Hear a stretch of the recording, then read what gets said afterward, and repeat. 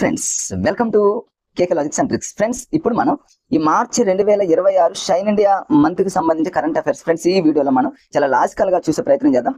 First main page చూసుకున్నట్లయితే 16వ ఆర్థిక సంఘం నివేదిక, ఇవన్నీ మనం కంటిన్యూస్ లో చూసుకుందాం ఫ్రెండ్స్. రెండవది వచ్చేసి ఫ్రెండ్స్ ఇక్కడ చూడండి, ఆంధ్రప్రదేశ్ వార్షిక బడ్జెట్ 2026 ఉంది, 26-27 ఉంది.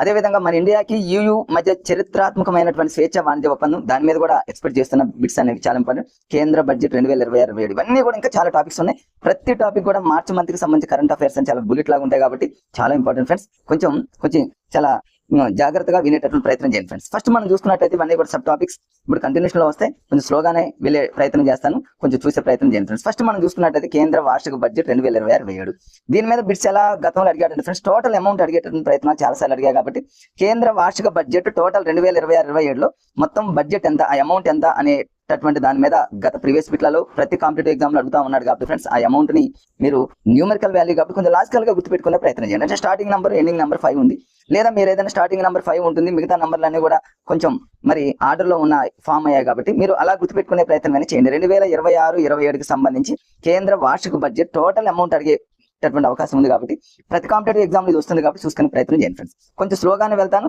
వీలుంటే ఈ పీడిఎఫ్ మొత్తాన్ని కూడా నేను మరి డిస్క్రిప్షన్ లో వెంటనే మరి నేను అక్కడ పెడతా ఫ్రెండ్స్, మీరు దాన్ని డౌన్లోడ్ చేసుకునే ప్రయత్నం కూడా చేయండి. కొంచెం స్లోగానే వెళ్తాను, కొంచెం చూసే ప్రయత్నం చేయండి. ఇవన్నీ కూడా చాలా ఇంపార్టెంట్ ఫ్రెండ్స్. తర్వాత నెక్స్ట్ ఇవన్నీ కూడా జనరల్ టాపిక్స్ ఫ్రెండ్స్, ఇవన్నీ జనరల్ గా ఉంటాయి. ఈ పీడిఎఫ్ ని డిస్క్రిప్షన్ లో ఉంచుతాను, అక్కడ డౌన్లోడ్ చేసుకొని మరి చూడనటువంటి మిత్రులు ఎవరైతే ఉన్నారో చూసే ప్రయత్నం కూడా చేయండి. ఇవన్నీ కూడా జనరల్ గా ఉన్నటువంటి టాపిక్స్. నేను ఎక్స్పెక్ట్ చేస్తున్న బిట్ ఏంటంటే టోటల్ అమౌంట్ అనేది అడిగే అవకాశం ఉంది, గతంలో కూడా చాలా సార్లు అడిగారు ఫ్రెండ్స్. ఇదంతా కూడా జనరల్ గా మీరు చూసుకునే ప్రయత్నం చేయండి ఫ్రెండ్స్. ఇవన్నీ చదవాల్సిన అవసరం లేదు. గ్రూప్ 1 గ్రూప్ 2 ఆ రేంజ్ వాళ్ళు ఎక్కువగా ఇవన్నీ కూడా తరువుగా చదువుతారు కాబట్టి జనరల్ గా కానిస్టేబుల్ ఎగ్జామ్ కానివ్వండి, ఆర్ఆర్బి ఎన్టీపీసీ ఎగ్జామ్ కానివ్వండి, డిఎస్సి ఇలాంటి ఎగ్జామ్ లో మాత్రం చిన్న ఎగ్జామ్ లో మాత్రం మరి లైట్ గా చూసుకున్నా సరిపోతుంది. కానిస్టేబుల్ ఎస్ఐ కూడా జనరల్ గా చూసుకున్నా సరిపోతుంది ఫ్రెండ్స్.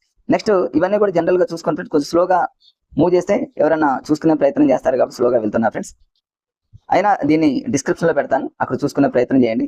ఈ కేంద్ర వార్షిక బడ్జెట్ 2026-27 మీద గత ప్రీవియస్ బిట్లు మాత్రం చాలా సార్లు అడిగాడు కాబట్టి దీని ఒకసారి చూడండి ఫ్రెండ్స్. అవసరం లేని వాళ్ళు దీన్ని కొంచెం ఫాస్ట్ గా ఫార్వర్డ్ చేయండి, ఇబ్బంది ఏమి లేదు. తర్వాత సెకండ్ టాపిక్ చూద్దాం ఫ్రెండ్స్. ఈ మార్చి 2026కి సంబంధించి మంత్ కరెంట్ అఫైర్స్ కి సంబంధించి చాలా ఇంపార్టెంట్ టాపిక్స్ ఉన్నాయి.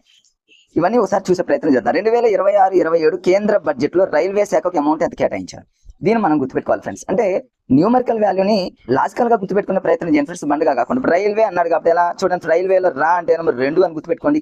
అంటే రా అంటే 2 అంటాం కాబట్టి 2 లాగా గుర్తుపెట్టుకుంటే స్టార్టింగ్ నెంబర్ కనీసం గుర్తున్నా. ఇంకా 7 ఎలాగో శాఖ అంటేనేమో ఎస్ ఫర్ 7 అని గుర్తుపెట్టుకోండి. ఏదో ఒక అట్లా అనమాట. లాస్ట్ లో 0 అంటే రైల్వే అనుగుణ వాటికి వీల్స్ ఉంటాయి కదా, ఏదో ఒక రకం